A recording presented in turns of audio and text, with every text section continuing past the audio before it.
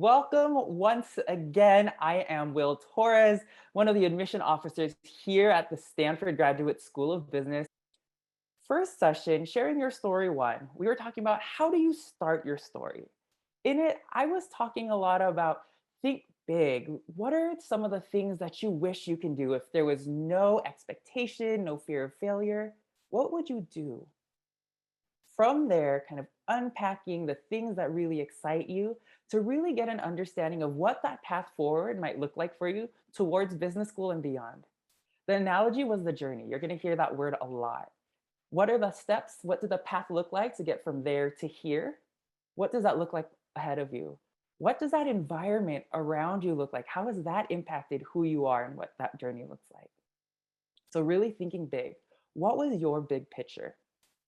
From there, we went to right into the weeds of how do you distill that into the written portions of the application, knowing that writing is beyond just the essays, but technically you're writing the resume, and there are other blank spaces throughout that you can use in concert with each other to help build a clear picture of who you are, how you're going to show up in the classroom and in our community. And today we're going to bring that to life. Talking is going to be one of the most energizing and exhausting things you're probably going to do in business school. And a good chunk of that is probably going to be covering or sharing some part of your story. So, how do we think about that during the application process? And that is what we're going to be focusing on today. So, we're going to be talking about how speaking and sharing your story figures into the application process. We'll talk a little bit about that tried and true tool, the elevator pitch, and then tell me about a time when kind of that infamous lead up to the thing that I actually really love as well. Apparently, I love a lot of things in admissions, but the behavioral based interview. That's the interview style that Stanford uses. And I want to give you a few tips and things that I've observed with my colleagues. Together, we have maybe over a century of admissions experience. And this is put together from some of the learnings we've had, observations, and things we would love to share with you. And then we're going to bring it full circle. This is session 3. And so hopefully over the course of this, we have given you the tools that you might need so that you can try different things, see what fits. And as you go on, apply those both in the application process and hopefully in other places in your life as well. So, little bit of a disclaimer, same disclaimer that I've been giving all week long. There's a lot of advice out there. And I feel like, especially around the world of networking and interviewing, there's so many schools of thought out there.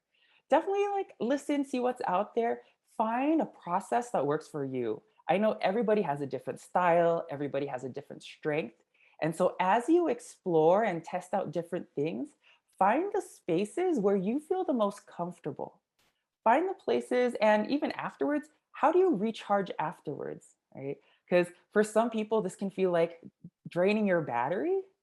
And, there are also ways to recharge it.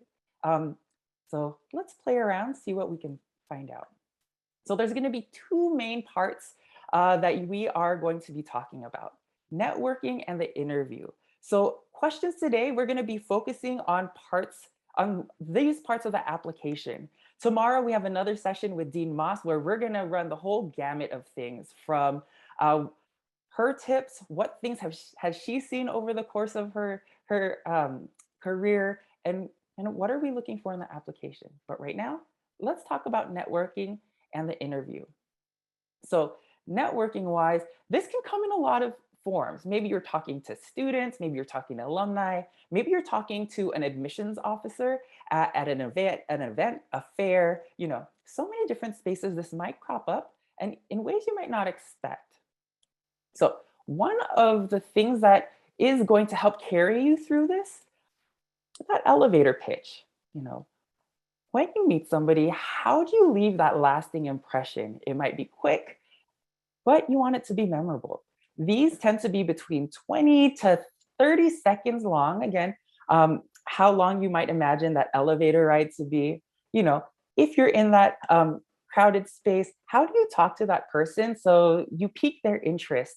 How do you let them know what is special about the thing you're talking about? Maybe it's yourself. How do you build that connection so that they say, hey, let's connect after this. I want to learn more. Right? That's where hopefully we're going to try to get us today. We're going to look at this elevator pitch in a couple of different forms and formats, try them on and see what feels best for you. So here is a basic structure that I see. I've heard this many, many, many times, and I think it's a great foundation. I'm blank. I'm originally from blank. I went to school where I studied a topic. I work at a company where I am currently, this is my title. Here's my goal, and this is why I'm interested in your school. So if you have a paper and pencil handy, maybe open up a browser so you can type along, or just think through it. Sit down and write this out. Write it out, including your bits of information. So for me, I'm Will, I'm originally from California, so on and so forth. I'll give you a little bit of time to do that. This is going to be the foundation of our first exercise. So let me turn on my timer. I want to make sure I'm giving you that full minute to jot all of this down. So this is also going to be an exercise in speed writing.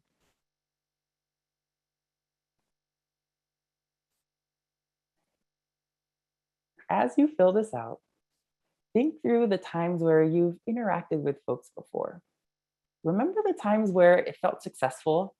Think about the times where you said, that could have gone better, right? Even as we practice some of those things, I encourage you to step back and think about the process. As we were doing some of the exercises in the other sessions, I had that mental model. Did it go the way you thought it would? How did it feel? So even as you're doing the things here, even as you're interacting and trying them out in real time, it's always worth stepping back to see, okay, let's analyze, let's learn, and let's grow. So that's getting us to the minute. This is what I call, this is your basic pitch. Great as a foundation. So, we have it, here's our base. Okay, so say yours out loud, maybe just whisper it if you're in a place that might be strange, or just read through it in your head and listen to that mental voice. This can often be a great structure, but sometimes structures can also be limiting. So use this, but try your best not to get too stuck if possible. And here's why. Sometimes there are going to be, I might be talking to a lot of people. And the way to be memorable is sometimes find that connection. You might start with that one thread that the other person can also associate with. And from there, that can open up the conversation and help drive towards, some kind of mini relationship that that could spark in the future into something fruitful. So now let's do the elevator pitch, the remix. Notice over the course of the week, I've been trying to instill some activity. Today, for sure, there's going to be a little bit of levity, some humor, because hopefully networking, well, hopefully it's at least not a drag. It might be fun, but hopefully at least the interview later on will be fun for you. That's what we strive for. So I want the prep for you to be enjoyable as well. So let's get to that remix. We're talking about connection. Sometimes you can flip around the pieces of your basic pitch so that, start with that spark, and that actually opens up the door. So here's another form of it. So go ahead, write your pitch again. This time start with, maybe the institution that you went with, and notice how there's that to. That's already including the other person. It's building some kind of rapport, even though they haven't yet engaged with you. When you say you majored in, or kind of whatever structure you have as part of your basic pitch, that can also be somewhere where you add a little bit of flavor. Notice I put the ... that ellipses there, because maybe that could be some observation of something from your school. Maybe it could be some observation from something in your, from your career, or whatever it is that shared connection might be. This is often helpful if you know that person, or the kind of the environment that you might be heading into, or as you practice hearing it, or it comes up in conversation, being able to adapt on the fly. So hopefully that gave you enough time to rewrite your pitch, finding that point of connection. You're going to write your pitch one more time. Sometimes the best thing that you can connect with someone over is a shared interest or even a interest. Maybe you don't know it's shared just yet, but when I'm at fairs and people talk about their interests, that's where I'm like, oh, maybe you might be interested in this, or oh, I've heard about that. Tell me more. That is often an opening for conversation. And this is one of the ways that I like to approach networking. I'm honestly really bad at it. I might be okay talking to a screen. I'm fine when it comes to speaking and connecting with people so that I can help out and be of service. But when I'm trying to do something for myself or build towards something, it feels really awkward. And I know that might be similar for some of you out there. But if you flip networking and the elevator pitch on its head and think about it as, hey, let's figure out a shared interest, spark that mini relationship and see where it goes from there, it might make things easier. And you might actually meet some really cool people who, beyond whatever the intent of that networking event might have been, end up being some really good friends. So, how are we going to approach this? That interest pathway. So, I'm blank. I'm interested in this. And then feel free to stop after that one. It's going to be the same kind of lines after that. But go ahead and take a moment and figure out, oh, hey, what is something you are interested in? Especially as it pertains to business education.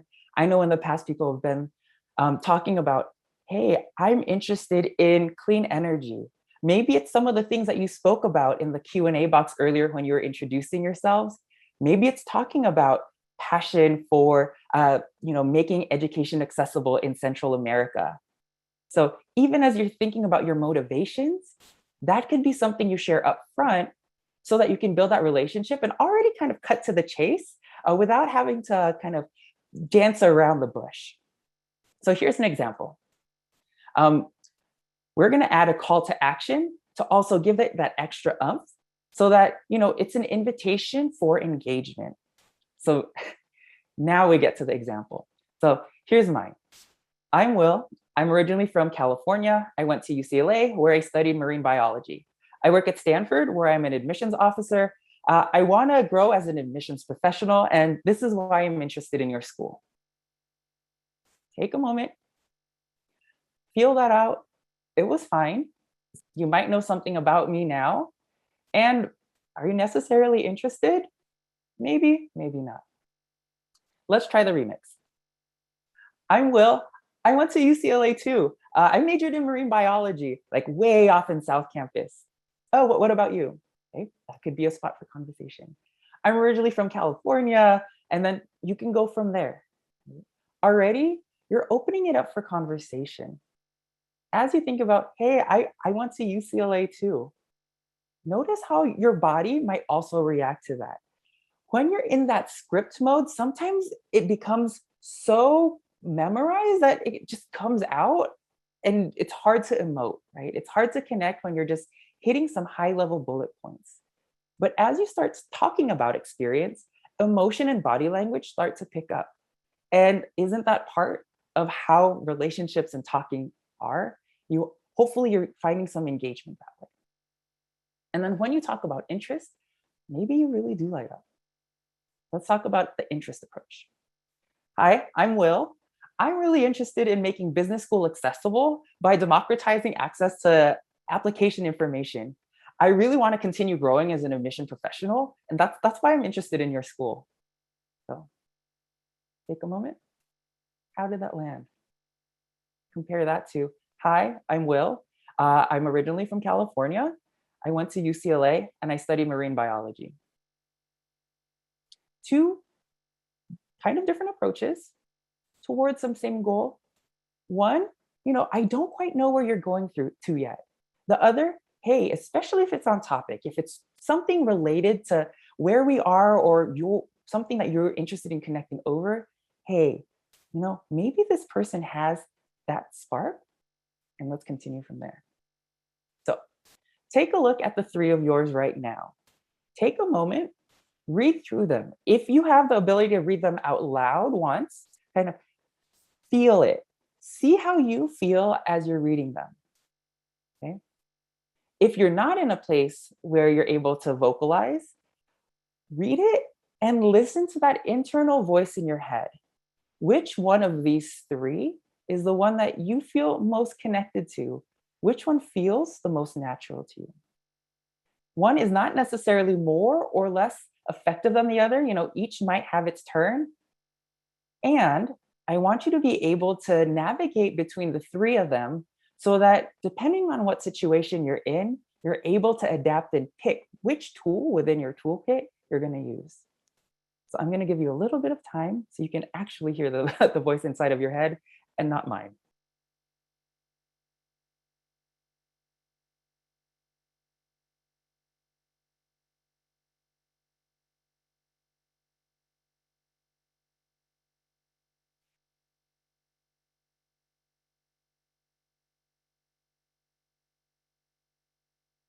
All right. Hopefully, you're able to at least give some of those a little bit of a try. From one end of the spectrum, there's a little bit more of that monologue. From the other end, there's that dialogue. If you add a call to action at the end, that's often an opening for conversation.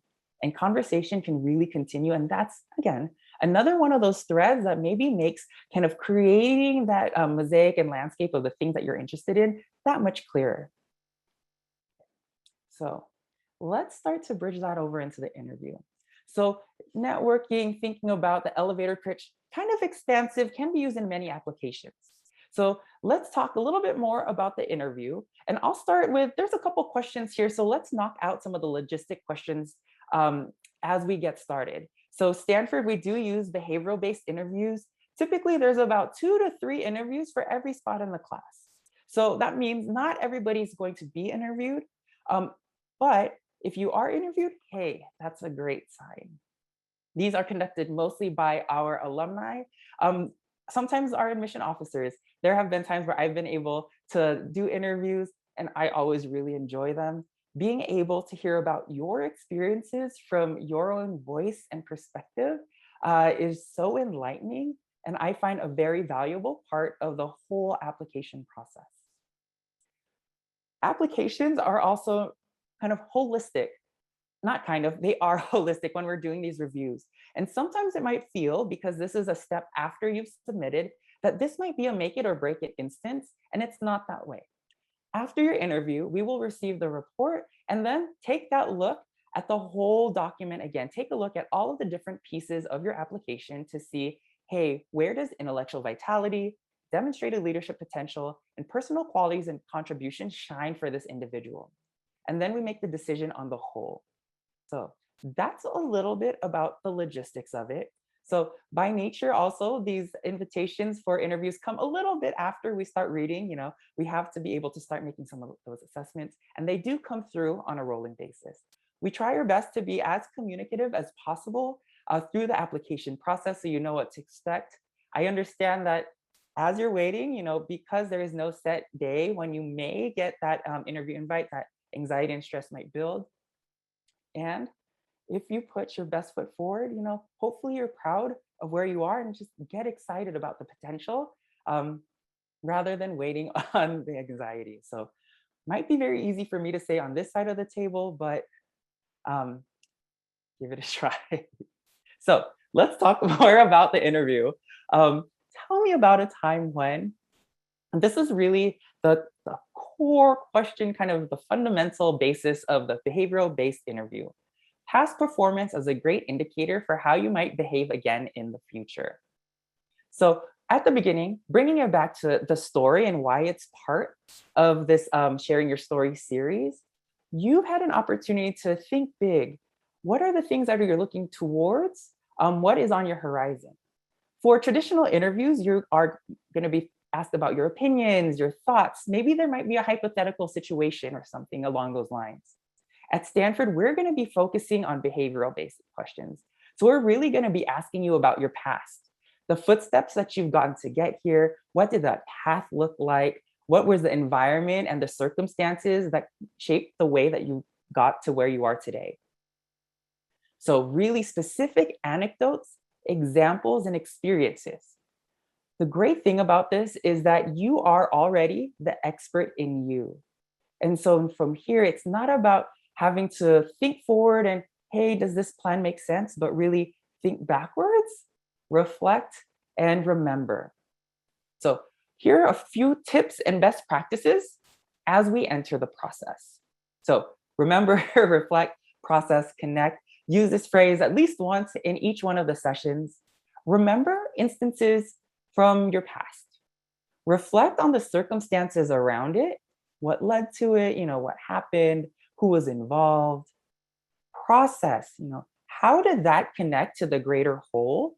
What were the things that you did, the hows and the whys? Now that hindsight is 2020, let's process the way those things work together to so you actually got from point A to point B, or maybe you got from point A to lowercase a, stalled a little bit, went back to the drawing board, and then got to a different version of B, and then connect.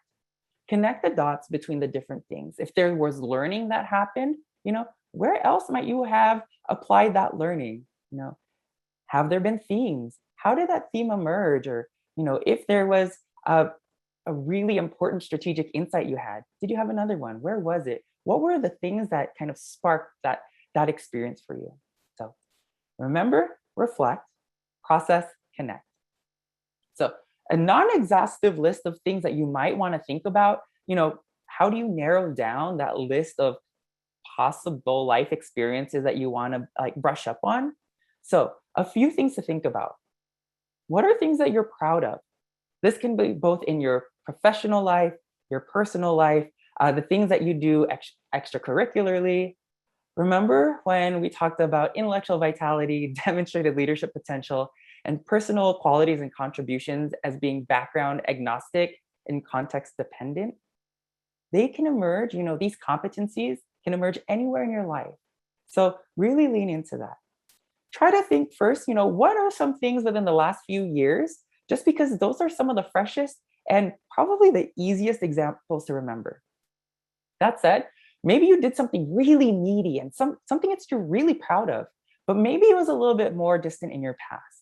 That's okay as well. And, you might also be asked, what about something a little bit more recently? So definitely share if that experience was very meaningful for you.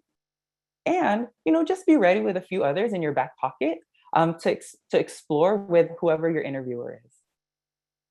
The other question I often get is, should I have a lot of different experiences and should I answer each question with a different experience? Or is it okay to stay with one? And it is okay to stay with one. Some examples can be really meaty. There might be different ways that you discuss it based on the question that's being asked. So lean into whichever feels comfortable. Listen to the question. The question will help guide you. That's what the interviewer is there for.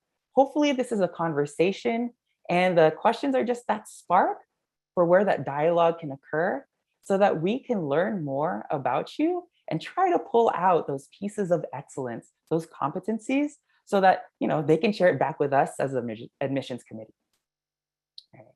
So what are other things to consider as you are going through this remember, reflect, process, connect cycle? Take me there. Not just, this was my project at work, here's the situation, but really take me there. Who was involved? Who are the stakeholders? How did you feel when things happened? Remember some of these details. And even though they might feel a little like really nuanced and fine grained, just sit yourself back into that example. And if you are able to remember it with that vibrancy, close your eyes, that big picture. If you close your eyes and see yourself there again, I think you're headed in the right direction. Let me see it through your eyes and hear it through your words. So don't just remember, but practice verbalizing, what that situation was. Okay, STAR. So this is one of those structures that is really powerful. It's a common framework for how to respond to almost any interview question, really. So situation, task, action, result. I'm not really going to go much into detail here because there's a lot of really great content that you can discover on your own. And I do encourage you to look at different frameworks out there and kind of put on the ones that feel right for you. What I will talk about is something that, I kind of refer to as star plus. What does that mean? So, even as you're thinking about the situation, task, action, result, there are extra elements that might be handy and helpful for us in the process, right? So, context. Was it the first time you did something? Was it the first time your team did something? Was it the first time your company did it? Was it the first time this was done in your industry? That context like that can be very helpful. Remember how, as part of that background agnostic, context dependent piece was, context is a really helpful piece of the evaluative process for us to understand, what was the landscape you were navigating as you were expressing some of these competencies. So help us understand, what was the context for this example. We talk a lot about impact. Was there scope, scale? Why was it important? What was the significance of this instance or this outcome on, whoever was impacted by it? And then, so what? Take a step back and think, okay, how does this connect, right? Why is this important to me? There's a purpose, there's a reason why I'm talking about this. So let's feel good about that and then connect that back, because that's the way you're going to really be able to anchor in kind of the things that are the most meaningful for you. And those are the examples that hopefully you're most likely going to be able to articulate, remember, and kind of delve deeply the best, right? The things that are meaningful for you, the things that have really made an impression on who you are. You might be asked kind of to switch midstream, give us a different detail. And so that's also part of that comfort level of knowing your whole story. That if we ask you to look to the left, you're able to, and then you're still able to talk about the rest of that image because you live that experience. You are the expert in it. So these next two, we're going to do a little bit of a pilot. We've never done this before, and I can definitely say I've never done this before. But since we aren't able to interact and I'm not able to give feedback to you directly, I am going to do a little bit of a demo. So I know someone said earlier that they are into improv comedy. Please don't judge me too harshly on this, because this is also my first time with improv. I'm going to give you a little bit of time. In the Q&A box, can you please put a profession and tell me about a time when situation. Give me an interview question. Tell me a time when of something you're proud of. Tell me about a time when you were challenged. So I'm going to give you all 30 seconds, profession, and an example you would like me to unpack for you. So here we go, 30 seconds.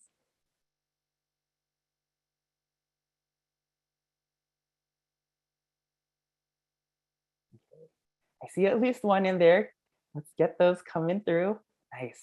Okay. Oh, ooh, I'm loving some of these. Got about 10 more seconds to put something in.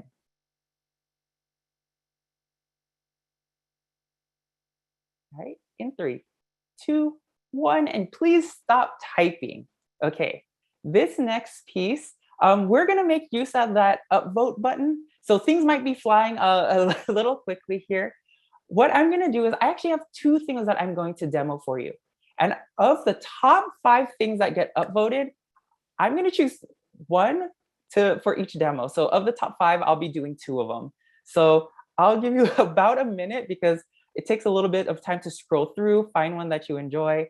But I'll give everyone a minute to look at the different professions and questions to upvote. Notice I'm already getting kind of nervous here. So have at it. And I am going to go off screen for a second. So I can take a deep breath and a drink of water.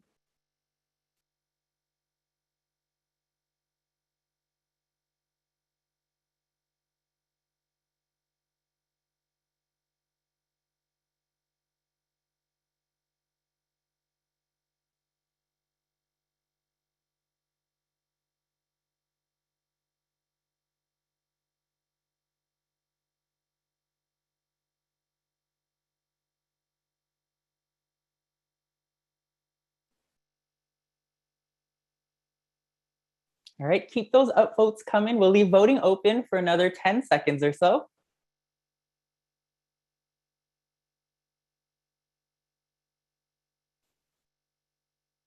All right, and go ahead and stop. Let me take a look through and see what the top 5 are. So from Leah, clown, tell me about a time you have failed. Uber driver, tell me your most challenging customer experience. These are good.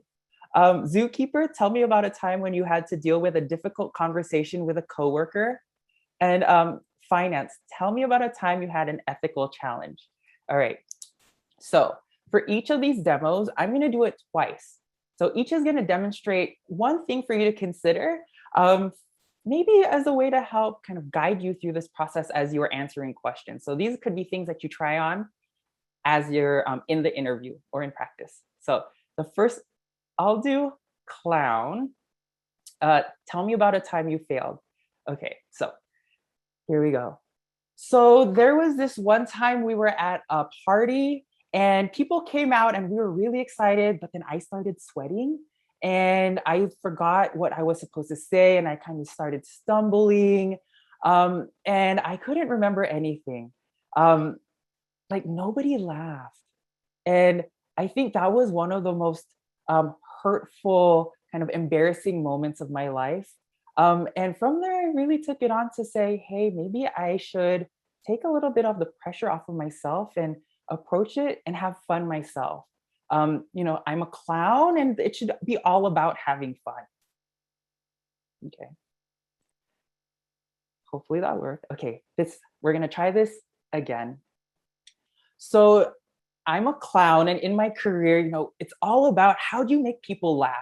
And this one time, crickets. We went out. I was so nervous because I really wanted to make sure people were having a good time at this event. Nothing. No laughter, not even a chuckle. Maybe the only laugh was an embarrassed laugh, and someone embarrassed for me. Um, I knew then and there that maybe I had to rethink how I approach things. I should be having fun as well. And so that was one of my biggest learnings here from that failure, to have fun, because if I'm not having fun, you're not having fun. Okay. Two different ways of answering the same question. Maybe not as interesting as you might have been expecting, given that we're in an interview, and you might be talking about any profession or experience. Well, in the first, I just kind of started talking. I actually started rambling and found myself going in a different direction before I caught myself and brought me back to the question at hand. The second, I mapped it out for you. I told you what my job was, what I was going to talk about, what that failure was.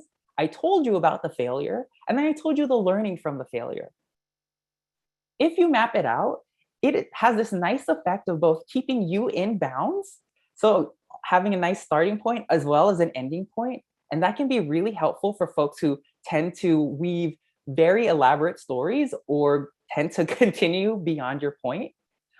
And it helps your interviewer already understand where this is going. Like on a map, you have a starting point and an end point. Give them the lay of that land, map it out for them so that they know which parts to be looking for. In that first question, you might have been waiting for, okay, what's the point here?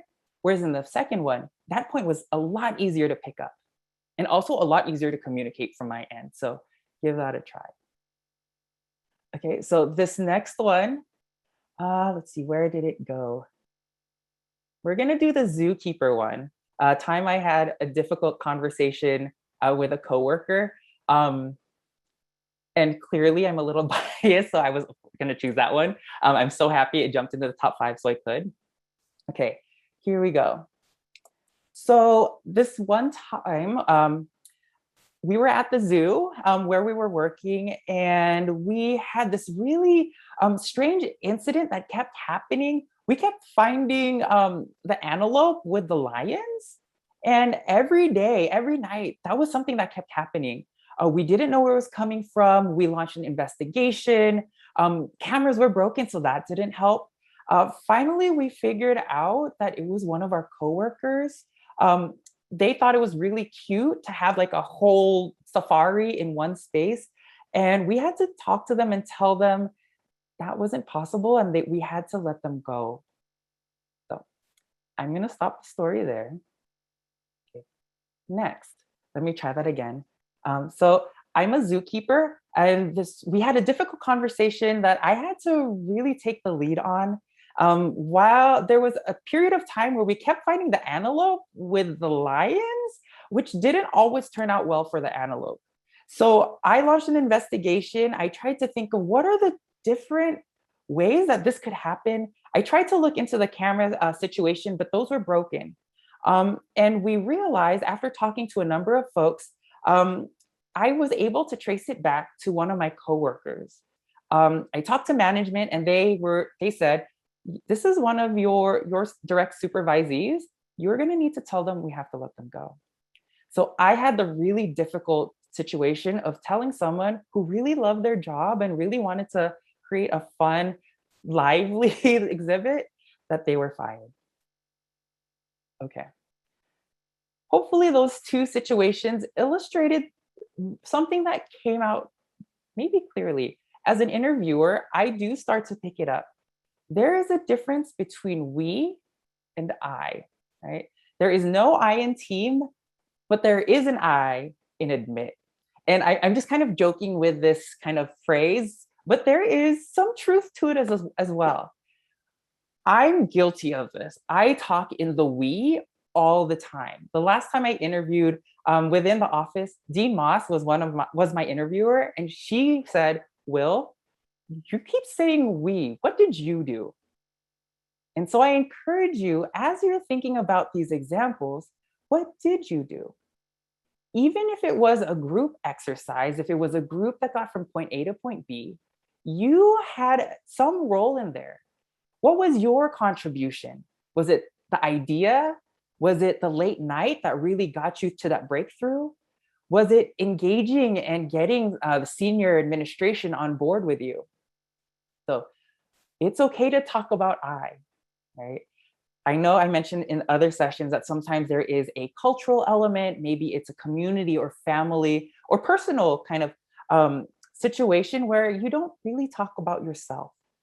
This is one of those times that I encourage you to embrace that discomfort. And if you catch yourself going there, it's always okay to name it. Name it to yourself, because once you name something, you're able to say, hey, okay, now we can work towards addressing that. So take me there, walk me and talk me through all the details. Star, situation, task, action, result. Star plus. Give me some of that context as you're planning and remembering things. What were the circumstances that surrounded it? What were some of those ripple effects? Map it out. Let me know as your interviewer where you're going to go with this. Let me know so that I can be paying attention and really focus on like the details and the competencies that come out rather than trying to figure out where we're going with the story. Center yourself. And that is a phrase that I've been saying pretty consistently through the week. Even though we do celebrate collaborative effort, and the GSB is definitely one of those places where collaboration is part of the experience, right? How do you support others and challenge each other to grow to the fullest extent? I mean, the policy of grade non-disclosure really exemplifies that, not publishing lists of GPA or class rank to recruiters. This frees you to help each other, to ask for help, and to create that support network so you're always lifting each other up. And you're part of it, and you should be the center of this discussion. So don't worry about not feeling like you're being a teammate by using the phrase I. I really do want to know about what you did and how you did it. So networking, interview, two parts of the application process that are going to be really dependent and really fueled by your voice. So definitely practice, find someone you trust. Maybe this is an instance where you practice on that networking side. Invite someone at work to a one-on-one so you can learn more about their kind of job responsibilities and role. Sometimes, low-key interviewing like that will help you as someone who's speaking on the other end, feel comfortable about, this is just a conversation. Talking to people really does help with this. And I know that might be exhausting for some, it might be energizing for others. So find those times where, you're willing to exert that, and find those times where and honor the times you just need to recharge. And this brings us here. When I started, in admissions, there was a lot of learning. I realized that as I was growing up, I knew actually nothing about what it meant to apply to college or even grad school. It often felt like, looking back, there might have been some kind of hidden curriculum to how to get in and how to thrive. And so, my goal with the events this week and my goal with the Sharing Your Story series was to illuminate the process so that you can put your best foot forward so that you can understand both our process, just to be comfortable and know that there is a system that cares, takes this very seriously, and is rooting for you, and know what's on your side of the net. Understand the things that are under your control and the things that you are able to shape and shine and really mold into, something that you are proud of when you click that submit button. The goal of application week was to help you figure out the ways, pick up some frameworks, some tools, and things that you can experiment with so that, you can, again, put your best foot forward and see where this journey will take you. This slide is, a little anticlimactic, and that's on purpose. This is just one step of your journey, and maybe the least exciting step, probably the least exciting step. You have business school ahead of you. If you're not going to business school, maybe whatever career path you're going on, some of these things might be helpful. That what matters exercise, those 5 whys can help you figure out, should I move? Should I take this job? What will that opportunity look like for me? What is my North Star? And so hopefully, this is, again, just the beginning of that crazy canvas and that big picture that you're going to be able to explore and that horizon that you're going to be able to reach towards. So I'm going to leave you all with this. It's an inscription on the cornerstone of GSB campus. And I'm going to just read it word for word because it is that meaningful and that meaningful for me. Dedicated to the things that haven't happened yet and the people who are about to dream them up. Y'all dream big. All right. With that, I'm going to take a moment, go ahead and go into the Q&A box, answer whatever questions you might have. And I also really encourage you all to tune in tomorrow to the Dean's Office Hours with Kirsten Moss. It's a fireside chat where I'm going to be shooting the breeze with the Dean of MBA Admissions and Financial Aid to really get her perspective on this whole application journey. It's a journey that I hope that you have enjoyed so far. And even if you decide, maybe this is the end of my journey, that it was enjoyable and fruitful. So here's a question. Is networking with current Stanford students and alums important to the admissions process? And how is that shown in the application? And so my favorite part of this answer is no. You do not have to have interacted with any student or alum or even attended a Stanford event. We do not practice what's called demonstrated interest. By you submitting your application, that's all you need to let us know that you're interested in applying and attending. So please don't feel any pressure that you have to reach out, talk to someone, especially if there's no one in your network or you don't have the time or resources to do so. That is not a part of the process at all. We are here hosting events, so hopefully we can help you kind of understand and feel comfortable and confident as you go through the journey. And that's all these events are for. So no, you do not have to interact with us at all. Okay, question about managing vulnerability. When we talk about the paths taken and what our circumstances and histories look like, how do we look at difficulties, setbacks, objectively negative experiences, such as work injuries? Some stories have uglier elements than others, but the learnings may be significant and share-worthy. You caught it at the end, and you said it, I think, way more beautifully than I could have. The learnings may be significant and share-worthy. If those learnings are, then they are significant, right? Those are the things that you want to anchor on. Let us know enough about the situation that we understand what was going on. So if it was a work injury, maybe that's where you can leave it. You don't need to go into the grisly detail. So keep it at that level. Also read the room. I think that's going to be one of those things that you're also going to be getting a lot of practice with. For some folks, like with me, you might get the sense that you can go there and, go ahead. And with others, you might feel like, hey, we don't have that relationship just yet in this time and space. Let's keep it a little bit more high level and detail, but really go in on the learnings. So it's also going to be a little bit of dialogue between you and the person and you and yourself. See how you're feeling in that moment. Um, let's see. Question about the demo. Hopefully, it was more clear than it sounded coming out of my mouth. 4 questions around failure or mistake. Is it better to include evidence of how you've improved in addition to what you've learned? I would say sometimes yes, sometimes no. It's case dependent, right? If that is the point of it, so maybe the question is, hey, can you tell me about a time where you've had a failure, and what did you learn from it? Usually, there's going to be some cue there that'll let you know, okay, should you be talking about the learning or should you be talking about the growth? Sometimes that learning and growth go hand in hand. Um, if there's time, if there's space, if you feel like you haven't gone on for too long, go ahead and share those extra elements with us. What I will say is, and this is where I said it might be case dependent, sometimes folks might go for an extended period of time. I have definitely had interviews where I asked one question, and these are 45-minute interviews, 45 to an hour, and I only got through 2 questions. So also be conscious of the time. It should be a conversation. And so, if you have that time, take that pause, see where the conversation is going. If you have that room, go there. If not, allow your interviewer to help guide you on what they're trying to pick up on, because we will. Thank you everyone for joining us.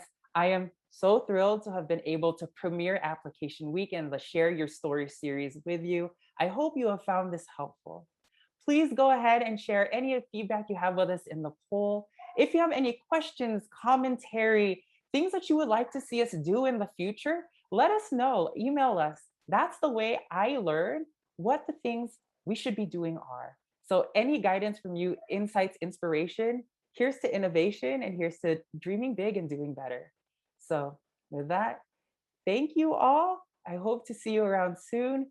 Stay safe and remember, dream big, y'all.